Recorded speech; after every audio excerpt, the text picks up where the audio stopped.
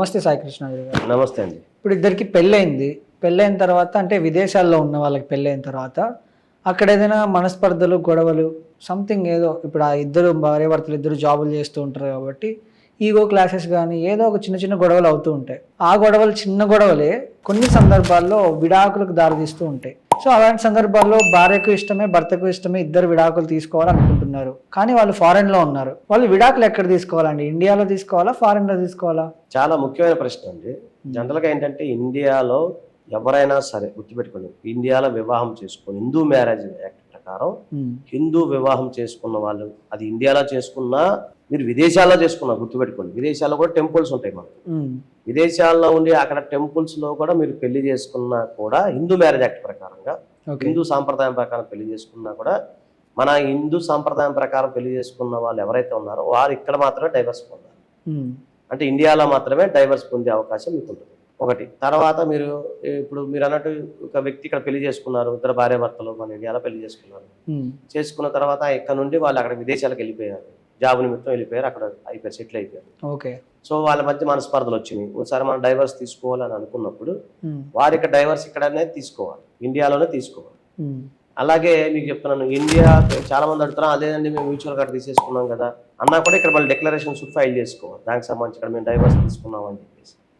So divorce ఎప్పుడైతే మీరు mutual divorce అక్కడ తీసుకున్నా కూడా అది ఇక్కడే మాత్రం కంపల్సరీ రికగ్నైజ్ చేయించుకోవాలి. అదొకటి ప్రాబ్లం ఉంది. అలా కాకుండా లేదు మేము ఇద్దరం తీసేసుకున్నాం అంటే ఇండియా చట్టాల ప్రకారంగా ఇద్దరు కూడా భార్య భర్తగానే పరిగణించబడతారు. వాళ్ళిద్దరి మధ్య అలాంటి డైవర్స్ లేనట్టే, అంటే వాళ్ళిద్దరు చట్ట ప్రకారం ఇద్దరు భార్య భర్తల కింద లెక్క మన ఇండియన్ యాక్ట్ ప్రకారం. అలా ఉంటుంది అనమాట. అలా అప్పుడు మీరు మ్యూచువల్ గా వెళ్ళాలి అనుకున్నప్పుడు మ్యూచువల్ డైవర్స్ అనేది మనం తీసుకోవచ్చు. అక్కడే ఉండి మీరు అక్కడే ఉండి కూడా చేసుకోవచ్చు. ఇద్దరు జీపీఏ పర్సన్స్ ని మనం అరేంజ్ చేసుకుంటూ మన దేశంలో ఫైల్ చేసుకోవచ్చు.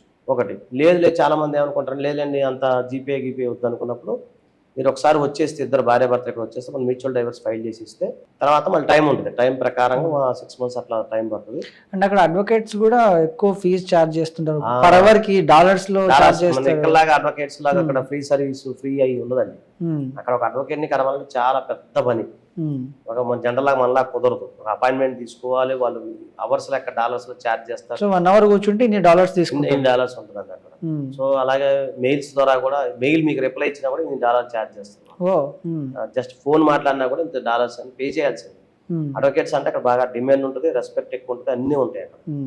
సో ఒకటి ఇక్కడ అందుకని అంత ఇబ్బంది ఆర్థికంగా కూడా మీకు ఇబ్బంది పడే బదులు లేదు మీకు ఇక్కడికి వచ్చేసి ఒక మ్యూచువల్ డైవర్స్ మనం పిటిషన్ ఫైల్ చేసుకోవచ్చు, మళ్ళీ కాదంటే 6 months మళ్ళీ వచ్చేస్తే కూడా మనం చేసేసుకోవచ్చు. అట్లా వెళ్ళే అవకాశం. రైట్. థ్యాంక్ యూ అండి, థ్యాంక్ యూ సో మచ్.